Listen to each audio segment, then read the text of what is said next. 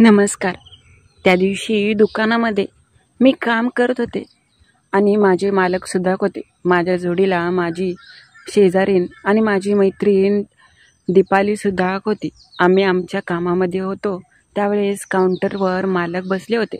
अचानक त्यांचा मित्र आला आणि त्यांना बोलू लागला, पण त्याची नजर माझ्यावरच होती.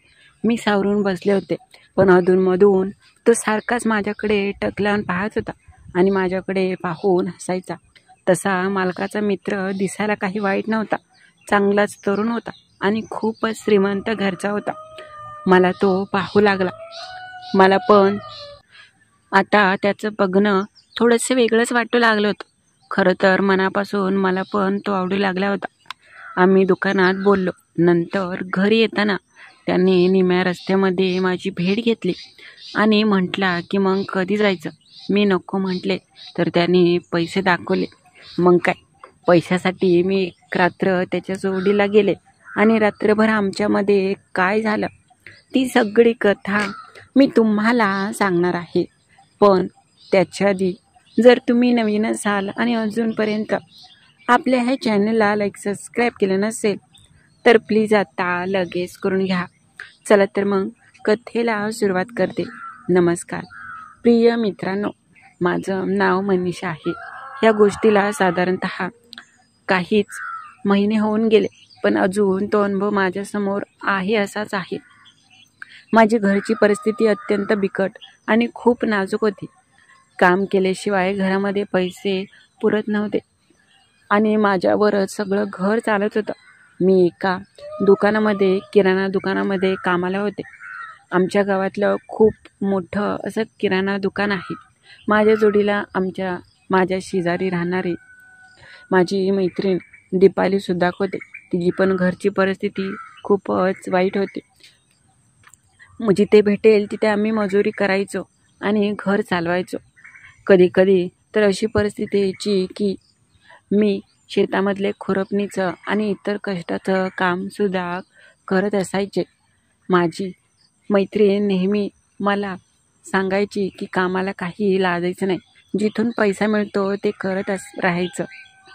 पण माझं एकच होतं की आमचे हे तर दिवसभर पिऊन असायचे. कधी ते 2-2, 3-3 दिवस घरी नसायचे. त्यांचं बाहेर कुठेतरी होतं असं मला समजलं होतं. मी मात्र लक्ष द्यायचे नाही. माझ्या परपंचासाठी मी कष्ट करत होते. मी मात्र कामावर जाताना चांगलीच व्यवस्थित नटून आणि चांगली दिसावी म्हणून जायचे, कारण की गावातले 4 लोक त्या किराणा दुकानामध्ये यायचे आणि पाहायचे. तसे दुकानामध्ये अनोळखी लोक खूप यायचे. माझे मालक अगदी शांत स्वभावाचे होते, पण त्यांचा एक मित्र होता निलेश. नेहमी तो दुकानात येत असायचा आणि दुकानात आला की खूप वेळ मालकांशी बोलत दुकानामध्ये बसायचा. त्या दिवशी पण तो आला होता. नेमकी दुपारची वेळ होती आणि दुकानामध्ये एवढं कोणी नव्हतं सुद्धा. मी आणि माझी मैत्रीण जुने असलेले आणि बाहेरून आलेला तो माल व्यवस्थित ठेवत होतो आणि पुड्या बांधत होतो. आम्ही दोघीजणी बसून सगळं काम करत होतो. त्याच वेळेस तो निलेश दुकानामध्ये येऊन बसला. मालकाला बोलत होता. हळूच त्याची नजर माझ्याकडे जात होती आणि मला तो टक लावून पाहत होता. दिसायला चांगलाच धनदाकट देखणा आणि तरुण आहे. तो पण चांगल्या घराण्याचा, पण अजून त्याचं लग्न झालं नव्हतं. हळूच त्याची नजर माझ्याकडे फिरली आणि तो मला टक लावूनच पाहू लागला. मी सुरुवातीला लक्ष दिलं नाही. मी माझ्या कामात दंग होते, कारण की लवकर काम उरकून नंतर घरचं पण करायचं असतं आणि अचानक कोणी जर आलं तर दुसरं काम लागतं, म्हणून पटपट आम्ही हात चालवत होतो. असंही ह्या दिवशी गर्दी जरा जास्तच होती. मालक फोनमध्ये व्यस्त होते आणि निलेश मला पाहण्यात व्यस्त होता. त्याची नजर मला थोडीशी वेगळीच वाटली. मी सुरुवातीला जाऊ दे म्हटलं, मात्र माझी दीपाली मैत्रीण ती पण म्हटली, काय ग, तो नील्या तुला का बघतोय?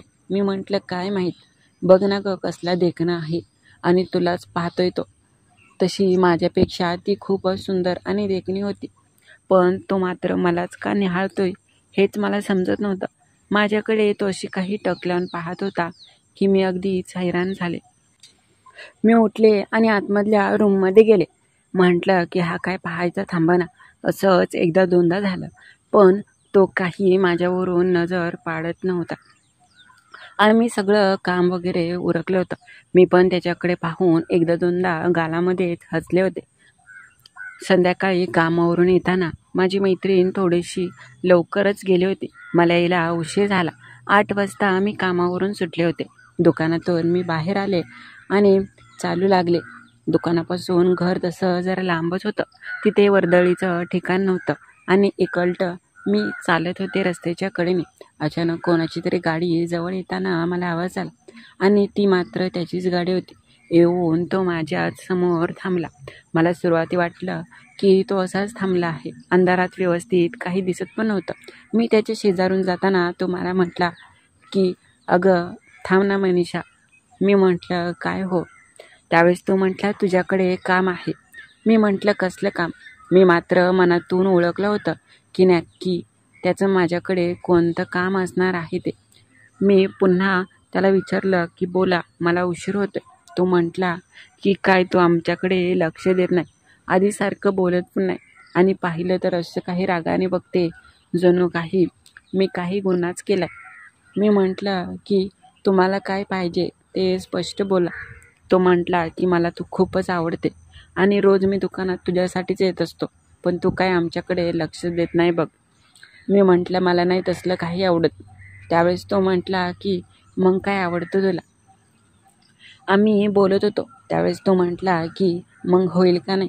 मी म्हटलं बाई ग सोडा माझी वाट, हे काही मला बरं वाटत नाही. मी रागात घरी आले होते. तो खूप माझी विनंती करत होता. वाटलंच तर तुला हवे तेवढे पैसे देतो, नाहीतर बघ. मी म्हटलं की नको. पण नंतर मी घरी आले. घरी आल्यानंतर दिसलं घरामध्ये काहीच नाही आणि हप्ता पण आला होता. मी पैसे एका ठिकाणचे घेतले होते. खूपच घरी तारांबळ चालू होते. मी काय करू तेच समजत नव्हतं. पैसे मागितले तरी कोणीसुद्धा देत नव्हतं. त्याच वेळेस मला मात्र तो निलेश आठवला. असंही मी अशी एकटीच असते. निलेशला सायला देखना पण आहे. आणि माझी मैत्रीण आली घरी.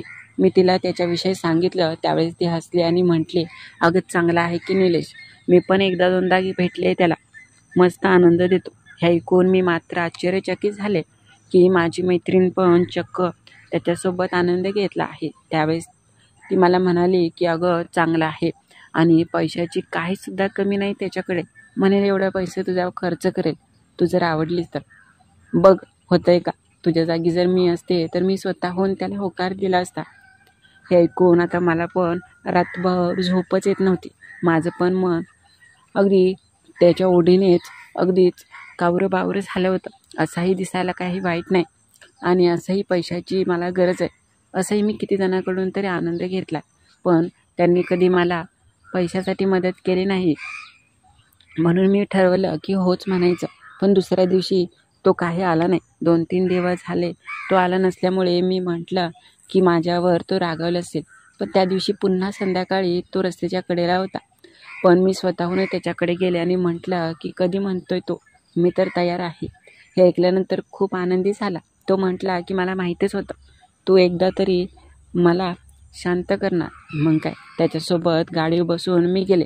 त्याने मला शेतातल्या एका घरी नेलं. मी म्हटलं कोणाचं आहे. तो म्हटला आपलंच हे शेत आहे.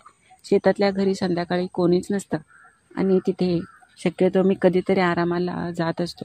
बाई ग, घर तर साधी एक रूम होती, पण आतमध्ये त्याने चांगली सोय केली होती. रूममध्ये गेले तशी त्याने दरवाजाच बंद केला. मी अगदी माझं काळी धडधड करत होतं.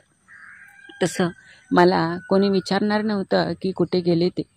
त्यावेळेस तो म्हटला की माझी राणी, खूप दिवसापासून तू मला तरसवलं, पण आज तू जवळ येणार आहे.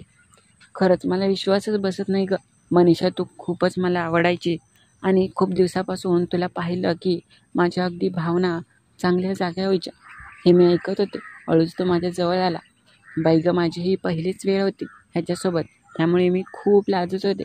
पण त्याने जसं मला जवळ घेतलं, मी अगदीच सगळंच विसरून गेले आणि तो मात्र चालू झाला. ओठानं रोट टेकवले आणि बाजूच्याच बेडवर तो माझ्यासोबतच असा काही करू लागला की मला खरंच असं वाटलं की मी इथे येऊन चांगलंच काम केलं आहे.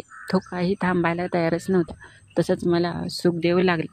त्या दिवशी आमच्या दोघांची चांगलीच भेट झाली आणि मी खूपच आनंदी झाले. तिथून पुढे रोज रोज तो येऊ लागला आणि मला आनंद देऊ लागला. मी रोज त्यांच्यासोबत संध्याकाळची जात असायचे. पैसे पण मला पाहिजे एवढं द्यायचा आणि मी पण तो पाहिजे म्हणेल ते सुद्धा करायचे. तर कशी वाटली कथा ते नक्की कळवा आणि नवीन असाल तर चॅनलला लाईक सबस्क्राईब करायला विसरू नका.